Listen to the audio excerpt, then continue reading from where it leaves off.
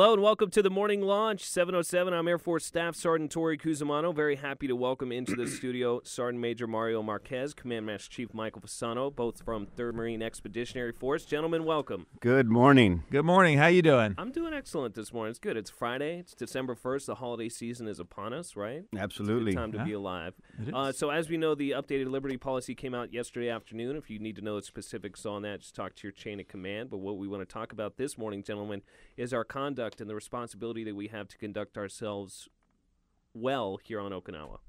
Sure. I'd like to start with saying, we've talked about this several times, and I know there's people out there that kind of get tired of hearing it.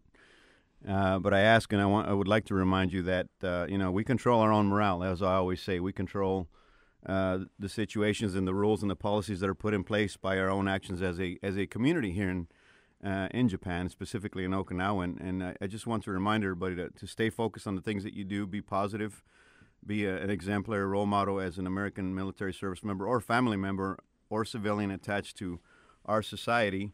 And that's really what we're looking for. And if we do all that, I think we're going to be just fine. Yeah, it's a privilege to serve. Mm-hmm. Okay, and we all enjoy our service. There's not easy days, and not every day is an easy day, and some are harder than others. And part of service is sacrifice. And as we serve over here, sometimes I think we can. The living's good. For the majority of the time we're here, the living is pretty good. Okinawa is a very great community to live in. The people are very, very generous and nice to us, and they take care of us. But sometimes events occur, as we've seen, that can cause us to take time to pause and reflect on our actions and how we're seen out in town. Because those actions, you often hear you see the bumper stickers. It's think globally, act locally. Sometimes acts here in the local community can have far-reaching effects on U.S. strategy and policy. Most definitely. I mean, it comes down to being a good ambassador, not only for our country, but also the other piece of that. We have a very strong and positive relationship with our Okinawan friends and neighbors, and we don't want to do anything to jeopardize that, right? We do. There's a lot of multiple efforts going on, everything from volunteer work to integration with local schools and shelters. And, I mean, we're doing radio shows on and off base. We're just trying to connect in all kinds of different ways. And there's a lot of people pulling in a lot of good hard work and effort. Tons of volunteers, and every one of these actions really takes away from all that effort. Believe it or not, and I said this before in a couple of radio shows, we are one of the top duty stations overseas in the Department of Defense, and that's because of the community, how we bond and how we are together and how we serve. And just we love being in Okinawa, and it's these little things that take away from everything that we love about where we are. That's absolutely right. I believe it, Command Master Chief. Okinawa is a great place to live. I definitely think it belongs in the top overseas duty stations list. And like Sergeant Major said, we don't want to do anything to jeopardize that. Yeah, we don't. And I hate to give props to the Air Force. Just kidding. But Air power. I mean, when we look at what just occurred with the Special Olympics, and what a great day that was, and you look at that kind of positive interaction with the local community. You look at that kind of giving back, paying it forward, as it were. And these weren't American children that were doing this. We were doing this for Japanese children because of a good spirit and a good local interaction that we have to be positive where we're at. And that kind of positive interaction really tells what kind of character we have as Americans. And I'm proud to be here, proud to represent our country. And I just want to thank everybody out there. You always hear about the couple percent. It's not a couple percent of people that are doing bad things here. It's fractional. We're talking, we have over 50,000 Americans here on the island. This is a fractional issue of less than 1%. And of people making a selfish decision, which affects a lot of really great people. Most definitely. And that hurts. Kadena Special Olympics, I think, is more a manifestation and an epitome of what our relationship with Okinawa and Japan is like than some of the incidents that have occurred recently, right? That's definitely true. Now, Sergeant Major, I know a lot of folks have noticed these gate checks that are going on. Sometimes you're going inbound or outbound. You might be stopped, asked to show your SOFA license, your ID. You might be subject to a breathalyzer test. Tell me a little bit about this. Yeah, so bottom line, ladies and gentlemen, we're in a military community. We have obligations to our higher headquarters, both in Tokyo and in Hawaii, and really for each individual service to make sure that we're doing the right thing. And when it comes down to it, is we cannot afford other incidents, especially DUIs out in town or on base. And so what you're going to see for an unlimited amount of time is outbound and inbound consistent DUI checks. It's going to be random. It's going to be at all the bases, at all the gates. It's a deterrent. It is intended to prevent people from drinking and driving. There's a reason we have a not one drop campaign, and that means 0 alcohol and then drive. That's pretty clear to me, but there's people that don't get that. And so what I need is for our community as a whole to start policing each other. I've been saying it for months. I need you to start taking the keys away, to not serve alcohol if that's the right thing to do, or whatever the adult responsible behavior is. But these gate checks are intended to prevent and stop people from driving in or off base by having aggressive and very vigorous DUI checkpoints. And they're going to be at all the bases across the entire island and really all of Japan. All right, so be on the lookout for that. We're going to take a quick step aside. We'll be right back with Sergeant Major Marquez, Command Master Chief Fasano. Don't go anywhere. It's the Eagle on Wave 89. 7:20 here on the morning launch. Back in the studio with Command Master Chief Fasano, Sergeant Major Marquez, who wears his rank on his uniform and on his cup as well. We found out this morning. We would have never known. We would have definitely never known. That's right. All right, so gentlemen, I'm OPSEC with my cup. We want to talk about our conduct out in town, even just beyond when you're under the influence of alcohol. Just conduct in general, Command Master Chief.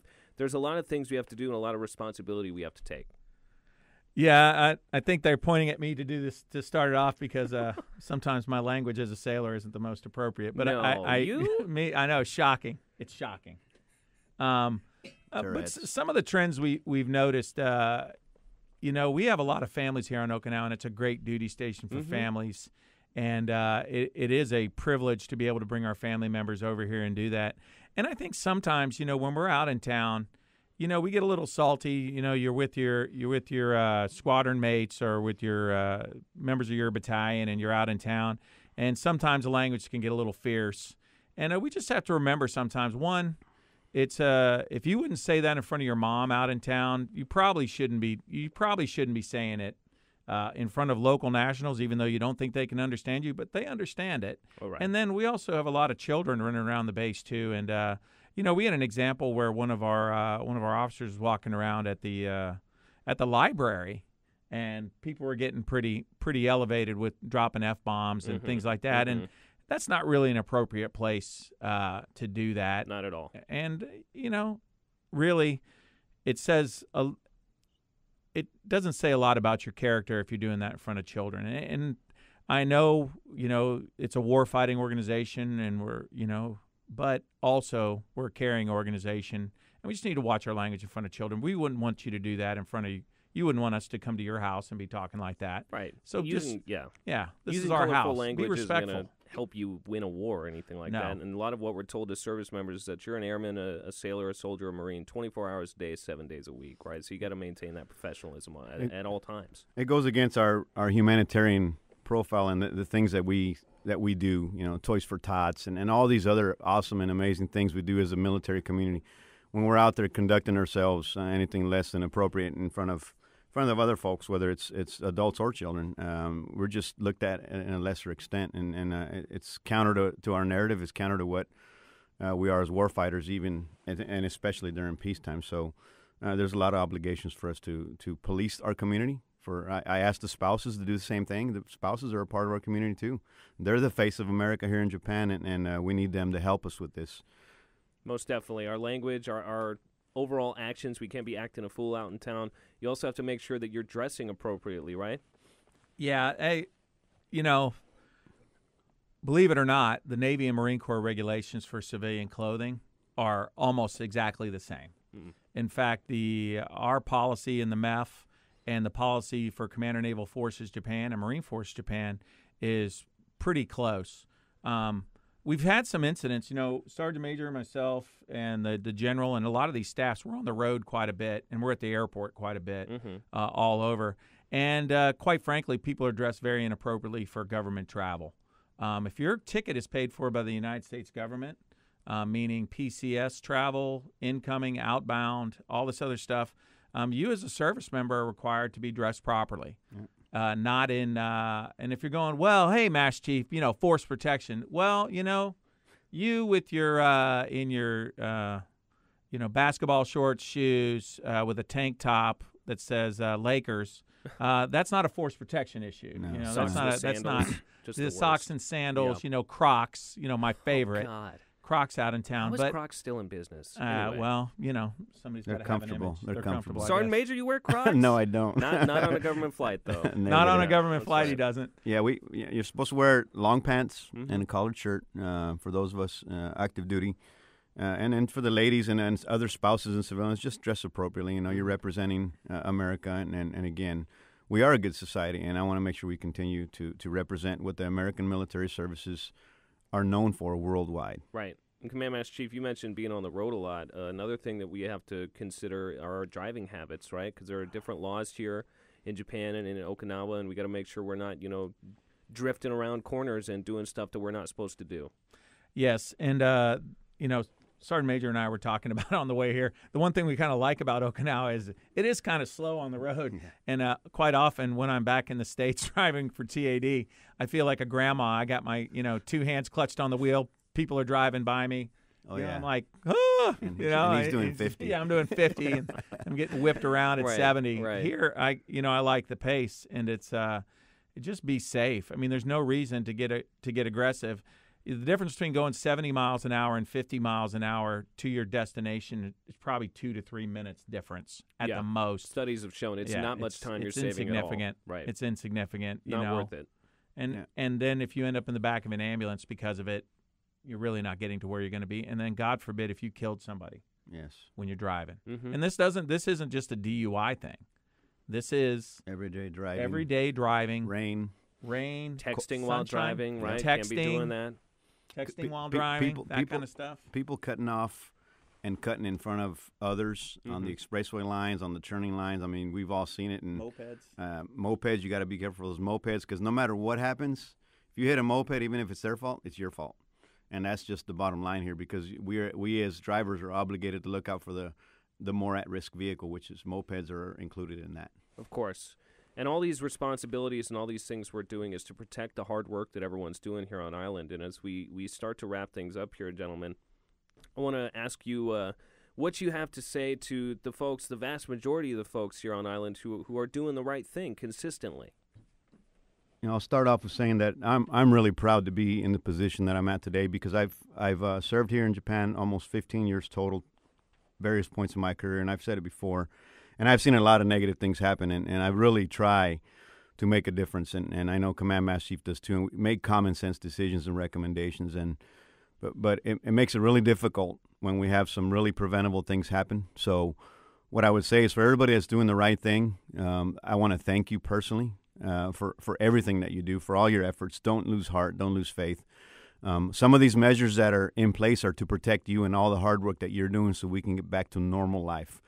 And I really, really need everyone, spouses included, civilians out there, to please be a part of the team. Be careful what you're doing. You're not in the Wild West. You're not in party world. This is a very respectful country, and we are in their country. This is not our country.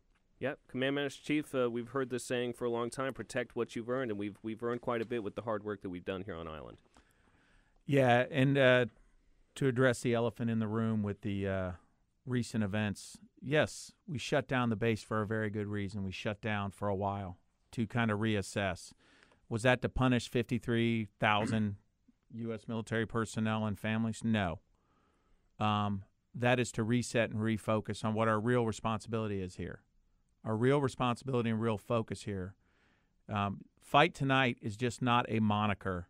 It is just not a statement. It's not a patch. It's not a bumper sticker.